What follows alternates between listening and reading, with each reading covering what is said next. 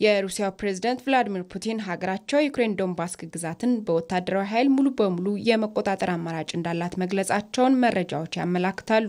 የሩሲያ ብሔራዊ ቴሌቪዥን የዩክሬን ጦር ከዶንባስክ ግዛት ለቆ በራሱ ካልወጣ ሩሲያ በኃይል አካባቢውን የመቆጣጠር እቅድ እንዳላት ፑቲን መግለጻቸውን ዘግቧል። የዩክሬኑ ፕሬዝዳንት በአንጻሩ ሩሲያ በጦርነት ልታሸንፈን አልቻለችም፣ ራሷ ለጀመረችው ጦርነትም ግዛታችን ቆርሰን አንሸልማትም ማለታቸው ተገልጿል። በአሁኑ ወቅት 20 በመቶ ያህል የዩክሬን ግዛት በሩሲያ ቁጥጥር ስር የሚገኝ ሲሆን 80 በመቶ ያህል የዶኔስክ ግዛትም በሩሲያ ቁጥጥር ስር ነው። የሩሲያ ዩክሬን የሰላም ድርድር ላይ ለመወያየት ወደ ሞስኮ ካመራው የአሜሪካ ከፍተኛ ልዑክ ጋር ያደረጉትን ውይይት መሰረት አድርገው በሰጡት አስተያየትም ፑቲን ውይይቱን በጣም ጠቃሚ ብለውታል። ይሁንና ከአሜሪካው ልዩ መልእክተኛ ስቲቭ ዊትኮፍ ከተመራው ልዩ መልእክተኛ ጋር መግባባት ላይ አለመደረሱ የሚታወስ ነው።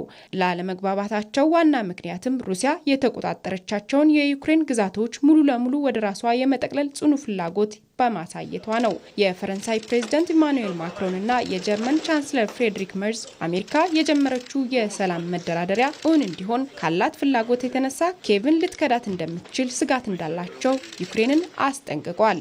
ይህ በእንዲህ እንዳለ ፑቲን ለ2 ቀናት ጉብኝት ህንድ ገብቷል። የህንዱ ጠቅላይ ሚኒስትር ናሬንድራ ሞዲም በኤርፖርት ተገኝተው አቀባበል አድርገውላቸዋል። ጉብኝቱ እየተደረገ ያለው ህንድ ከሩሲያ ነዳጅ እንዳትገዛ በአሜሪካ ከፍተኛ ጫና እየተደረገባት ባለበት ጊዜ ነው።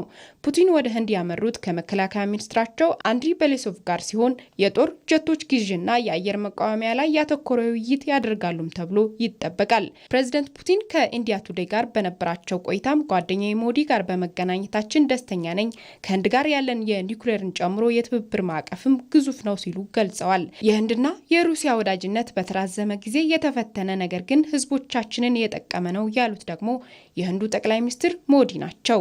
የወቅቱ የሩሲያ ሁነኛ የንግድ አጋር የሆነችው ህንድ ትልቋ የሩሲያ ነዳጅ ገዢ ሀገር ናት። በዓለም በህዝብ ብዛቷ ቀዳሚ የሆነችው ህንድ የሩሲያ ነዳጅ በገፍ የምትገዛ ሀገርም ናት። ይህ ደግሞ አውሮፓውያኑ በሩሲያ ነዳጅ ላይ በጣሉት ማዕቀብ ምክንያት ለሩሲያ ሰፊ የገበያ አማራጭ እንድትሆን አስችሏታል። ይሁንና አሜሪካ ሩሲያ የነዳጅ ገቢዋን ለዩክሬን ጦርነት እያዋለችው ነው በሚል ምክንያት ህንድ ላይ 50 በመቶ ታሪፍ እንጥላለች።